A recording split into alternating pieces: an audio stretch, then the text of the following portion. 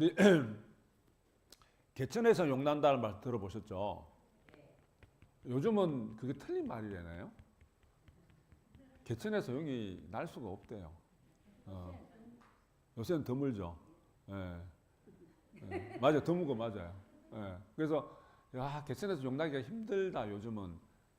근데 한 발 더 나아가서 개천에서 절대 용 못 난다. 제가 이제 이 말씀 드리는 거는 며칠 전에 이렇게 그 뉴스를 보고 하다 보니까 제목이 뭐냐면은 소울행 기차를 타지 않으면은 절대 가난을 못 벗어나는 나라가 우리나라랍니다. 소울행 기차를 타지 않으면은 절대 가난을 못 벗어난다. 네. 소울행 기차.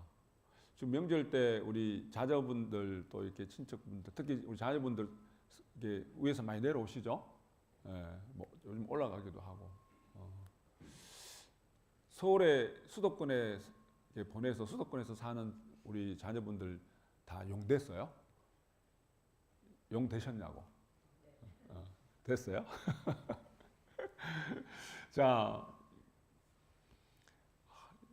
한국은행에서 이렇게 조사를 했는데 우리 하위 50%의 소득, 그러니까는 비수도권에서 살면서 우리나라 평균으로 50% 이하, 조금 부족하게 가난하게 사는 사람 집안이라는 이야기겠죠. 우리 지방에서 살면서 조금 가난하게 사는 그 집안에서 태어난 자녀들이 지방에 그대로 머물 때, 서울로 올라가지 않고 수도권으로 올라가지 지방에 그대로 머물 때 부모의 가난을 대물림 받을 확률이 열에 8명이랍니다. 한국은행에서 조사한 내용이 그래요. 그래서 내가 가난하게 태어날수록, 지방에서 가난하게 태어날수록 어떻게 되든지 서울 가야 된대요. 어떻게 되든지 서울 가야 된다. 그래서 이제 재미난 이야기가 이제 제목이 재밌어서 그렇게 제가 봤어요. 보니까는 막 이렇게 조사를 했는데 1970년대, 80년대 초만 하더라도 그게 한 열에 6명, 5명, 6명 정도. 였는데 지금 90년대 이후에 태어난 사람일수록 열에 8이 내가 가난한 집안에서 태어나서 그냥 이 지방에 그냥 머물고 살아가면은 열에 8은 그냥 내가 가난을 대물림하면서 살아갈 수밖에 없더라. 그 이야기입니다. 예. 그러면서 하위 50%의 가정에서 태어나서 상위 20% 이상으로 올라갈, 진짜 개천에서 용이 되는 겁니다. 예. 그 확률이 반대로 어떻게 그 확률이 한 4% 근래에 들어서 100에 서너 명 정도.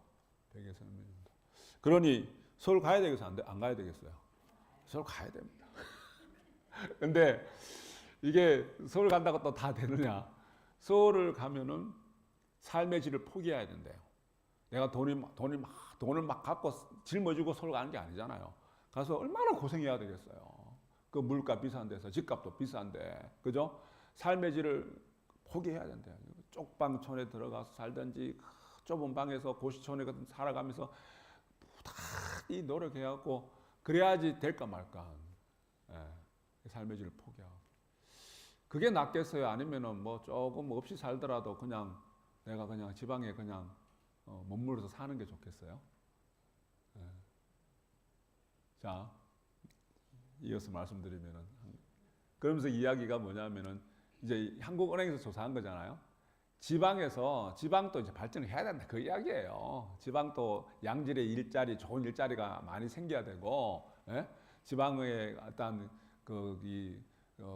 거점 국립대, 좋은 대학들도 좀 양성해야 되고, 그래서 지방에 있는 개천을 큰 강으로 만들어야 된다는 거예요. 환경을 이렇게 변화시켜야 된다는 이야기예요. 그 이야기입니다. 그 이야기인데, 이어서 말씀드리면은 외국에서 조사한 건데, 우리나라가 지금 선진국에 들어가 있잖아요. 선진국 17개, 17개의 어떤 나라들을 조사를. 거기 우리나라도 들어가 있고 이제 미국, 뭐 일본, 대만, 뭐 유럽의 여러 나라, 영국, 뭐 호주 여러 나라가 들어갑니다. 들어가는데 내 인생에서 가장 가치 있는 것, 의미 있는 것, 내 인생에서 가장 가치 있고 의미 있는 것 뭘까요? 자, 거기에 이제 몇 가지 보기를 드릴게요. 거기에는 가족도 있고요, 건강도 있고요, 직업도 있고요, 친구도 있고요, 돈도 있고요. 쭉 나열해 놨어요. 내 인생에서 가장 가치 있는 것, 가장 내 삶을 가장 의미 있게 만들어가는 것, 내 삶을 가장 의미 있게 만들고 가치 있게 만들어가는 것, 뭐가 있을까요? 가족, 또 건강, 동그라미, 동그라미, 동그라미. 맞아요. 동그라미 중요하죠. 자, 동그라미가 1위래잖아. 동그라미가 1위래. 17개 국가에서 우리나라만이 돈을 최고로 쳤대요. 그리고 그 중에 제가 두 개 내지 세 개를 선택하라 그랬대요. 하나만 선택하는 것이 아니라. 그런데 반 이상이, 우리나라 사람은 반 이상이 돈 하나만 선택했답니다. 돈 하나만. 17개 국가 중에 3개 나라, 우리나라를 포함해 3개 나라가 1위를 돈으로 안 쳤는데, 1위를 다른 걸 택했는데, 그러니까 대부분의 국가 15개, 14개 국가가 가족을 제일 1위로 쳤대요. 나의 삶을 가장 의미 있게 변화시키고 가장 가치 있는 가족. 근데 이제 3개 국가가 다른 걸 선택했는데, 하나가 우리나라는 돈을 선택했고, 스페인인가는 건강을 선택했어요. 대만이 사회적 관계를 선택을 했대네요. 사회적 관계를. 여하튼 제가 그걸 보면서 참 재밌는 어떤 조사다. 재밌죠, 그죠? 근데 더 재밌는 건 아까 이야기했던 것처럼 2개를 선택해도 되는데 굳이 하나만, 달랑 하나만, 반 정도가, 반 이상이 돈을 선택했다는 거예요. 자, 그래서 아까 우리 보살님 말씀 중에 도은지 보살님만 이제 말씀을 크게 하셨지만은 돈이 1위일 거다. 그죠? 돈이 1위일 거다. 자, 우리가 잘 알잖아요. 이게 가장 가치 있는 것, 내 삶을 가장 의미 있게 만드는 것. 돈이 중요하죠, 그죠? 근데 우리 자세히 들여다보면은 우리가 행복이라는 것이, 그죠?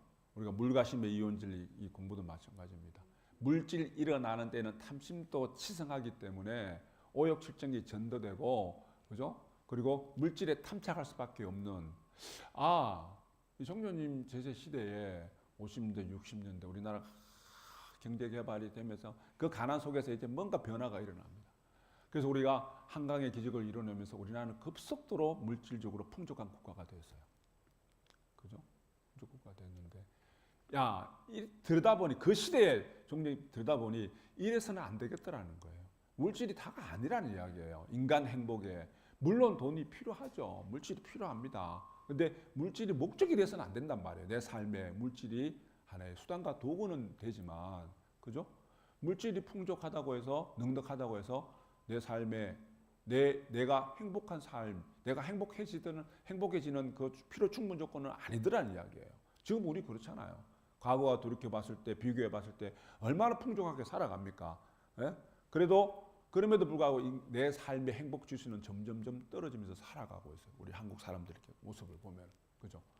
그래서 성품을 개발하고 내가 내 본심을 깨쳐가는 이 가르침이 필요하다. 그래서 진각 종문을 개창을 하고 그걸 어떻게 명명하셨냐면 각성종교, 성품을 깨달아가는 종교예요. 각성종교. 다른 종교도 있었어요. 그죠? 많은 뭡니까? 서양에서 기독교를 비롯해서 많은 종교가 들어왔죠. 기존에 우리 한국 전통 불교도 있죠. 유교라는 어떤 그런 종교도 있죠. 그런데 그러한 것들이 변모돼서 물질 시대에 이게 제 종교의 제 기능을 발휘하지 못해서 들여다보니 각성 종교가 필요하더라는 이야기입니다. 미국이란 나라가 아까 그 조사에서 유일하게 5위 안에 신앙이 들어가 있대요. 5위 안에 유일하게 국민의 한 15% 정도가 내 삶에 가치 있는 내 삶을 의미 있게 변화시키는 것을 신앙으로 잡았답니다. 15% 정도가 유일하게. 근데 우리나라는 1%밖에 안 된대요. 100에 1명 정도가 신앙을 내 삶에 가치 있는, 그죠? 자, 이래서 종교님 우리 말씀이 각성 종교를 이야기하면서 참회원의 문을 열면서 우리가 진각 종문을 개창한 이유가 바로 이러이러한 이유가 있구나, 그죠? 물질이 풍족해질수록 넉넉해질수록 이게 내가 가진 것만 많으면은 내가 행복할 줄 알았는데 모든 게 해결될 줄 알았는데 그게 아니더라는 이야기예요. 그게 아니더라는 이야기입니다. 그래서 물질이 가장 뭡니까? 발달한 나라 중에 하나가 우리가 미국이라는 나라를 칠 수 있잖아요. 그런 나라에서는 벌써부터 이제는 어떠한 그런 변곡점을 지나서 이제는 성품, 내 신앙을 중심으로 해서 어떠한 행복을 찾아가는, 그죠? 신앙을 중요하게 여기더라는 이야기입니다. 자, 저도 우리나라도 이제는 이 물질이 더 치성해서 그게 달하게 되면은 그게 변곡점이 돼서 더 우리가 각성 종교를 찾게 되는 내 성품을 찾고 내 성품을 개발하고 내가 본심을 일으키는 그러한 신앙, 그러한 믿음, 그러한 마음 공부를 더 중하게 여길 수 있는 그러한 시점이 올 수도 있겠구나. 제가 그런 생각을 했습니다. 자, 우리 물가심의 이원진리 보시면은 정과 성품이 균등하게 발전을 해야지. 그 물질이 장언합니다. 그 물질도 장언해야 되잖아요. 장언하고 행복하게 살게 되며 국가 사회가 발전하고 불국종토가 되어간다. 지금 오욕칠정이 전도되고 정신병이 일어나고 국가의 어떤 살dom의 범죄자가 치성하게 되고 가정이나 국가 사회가 위태하게 되는, 그죠? 위태하게 되는. 그래서 우리가 살펴봤을 때 돈이, 이 물질이라는 것이 최고의 어떤 목적인 나라가 돼서는 안 된다는 이야기예요. 그죠? 그래서 첫 이야기와 이렇게 겸했을 때, 내가 돈을 벌고 성공을 위해서는 지금 현재 우리나라의 현재 상황이 내가 무조건 수도권으로 가야만 되는. 근데 아까 말씀드렸다시피 무조건 서울에만 살고 수도권에만 가면은 돈이 다 벌려질까? 벌려질 수도 있겠지만 그게 행복의 어떤 가장 중요한 척도가 될까?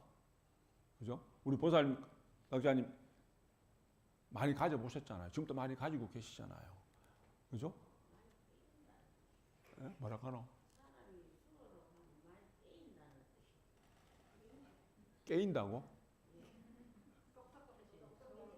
똑똑해진다고 서울로 가면은. 여기 있으면 포항에 있으면 안 똑똑해지나요? 네? 차이가 있어요? 보살님 마음에 들다가 안 들다가 별로.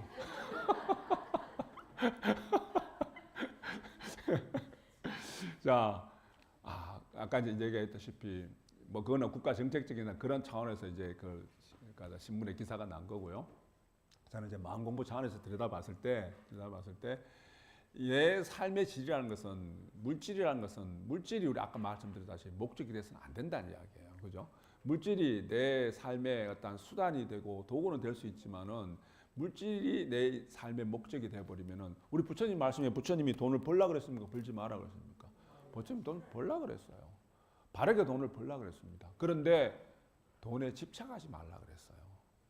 그죠? 돈에 집착하지 열심히 살아서 부지런히 정진해서 게으르게 사는 것만큼 잘못된 거 없다 그랬어요. 그만큼 사람이 인간 사회에 게으르게 사는 것만큼 쓸데없고 게으르게 사는 것만큼 잘못된 것이 없다 그랬습니다. 부지런하게 살아야 돼요. 정진하면서 살아야 돼요. 그죠? 왜? 그래서 내가 돈도 많이 벌어야 돼요. 바르게 벌어야 됩니다. 그리고 돈을 벌어서 쌓아놓고 축적하고 모으는 데만 모으기만 하면 행복할까요? 아니에요. 돈은 물질은 사용하는 과정 속에서 행복해집니다. 버는 것이 목적이 아니라 잘 쓰는 것. 그래서 우리 옛날부터 우리 불공하고 마음공부 신공하면은 뭐라 그랬습니까? 물질 잘 써야 된다. 돈 잘 써야 된다는 이야기예요. 왜? 돈을 잘 쓰게 될 때, 적은 돈이라도 잘 쓰게 될 때, 물질의 어떤 물질의 이치라는 것은 잘 쓰고, 잘 사용하고, 잘 베푸게 되면은 물질은 내가 집착하고 붙들고 내가 따라다니지 않더라도 물질은 내한테 인연대에 들어온다는 겁니다. 그게 행복한 거잖아요. 그죠? 굳이 내가 놓치지 않고 붙들고 있다고 해서 그게 영원한 내게 됩니까? 아니잖아요. 오히려 내려놓게 되고 애착 집착을 내가 내려놓게 될 때 그게 영원한 내 것이 될 수 있어요. 그죠? 우리가 그것도 풍족한 것이 물질만 풍족한 것이 아니라 뭐예요? 우리 수행하는 사람들은 마음이 풍족해야 돼요. 그죠? 마음이 풍족해야 됩니다. 예. 적게 가지고 많이 가지고 그 양이 중요한 것이 아니라 내가 아까 말씀드렸다시피 많이 가지고 이제는 많이 가진 것을 가지고 우리가 베풀고 자비를 향상시킬 수 있고 자비를 내가 실천할 수 있는 그런 마음이 될 때 그게 정말 내가 삶의 질이 높아지고 정말 행복하게 되는 겁니다. 그죠? 그래서 우리가 물론 기차를 타고 서울로 가서 수도권에서 사는 것도 좀 그런 인연이 되면 그렇게 살아가야 되죠. 그죠? 그렇지만 내가 삶의 질 과정 속에서 아까 말씀드렸다시피 우리 수행하는 사람들은 만공많은 사람들은 우리가 그만큼 내 삶에서 가장 가치 있는 것이 무엇일까? 가장 의미 있게 내 삶을 변화시킬 수 있는 것이 무엇이 있을까? 다시 말씀드리자면은 건강이 되었던, 가족이 되었던, 아니면 내가 좋은 직업이 되었던, 친구가 되었던, 그죠?